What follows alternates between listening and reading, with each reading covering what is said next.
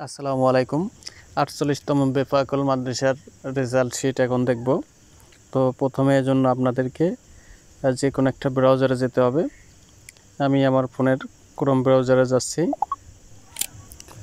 এখন আপনাদেরকে সার্চ বারে যেতে হবে। সার্চ বারে গিয়ে সার্চ করতে হবে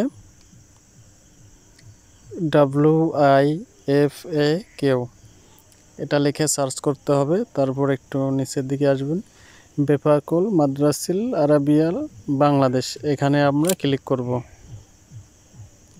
ক্লিক করার পরে দেখতে পাচ্ছেন রেজাল্ট শিট চলে আসছে। এখন আমি কত সালে পরীক্ষা দিয়েছি সেটা দেব। মারহাব, এটা সিলেক্ট করতে হবে। আপনারা যেটাই পড়ছেন সেটা আপনারা সিলেক্ট করবেন।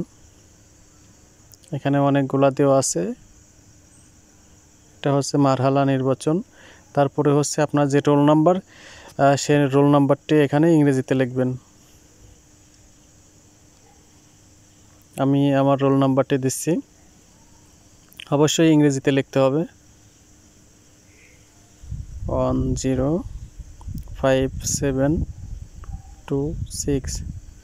তারপরে হচ্ছে রেজিস্ট্রেশন নাম্বার, এটাও ইংরেজিতে লিখতে হবে 7981। তারপরে নিচে দেখতে পাচ্ছেন একটা হচ্ছে পুনরায় সেট করুন, আর একটা হচ্ছে অনুসন্ধান করুন।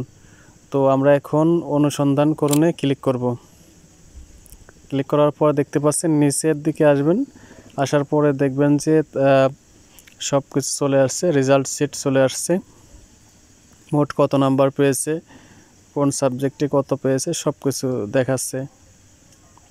যে এখানে দেখছেন হিফজ ও ইয়াদ 100-র ভিতরে 76 নাম্বার, তাজবিদে 50-এ 50, দিনিয়াত মৌখিকে 50-এ 50 পাইছে।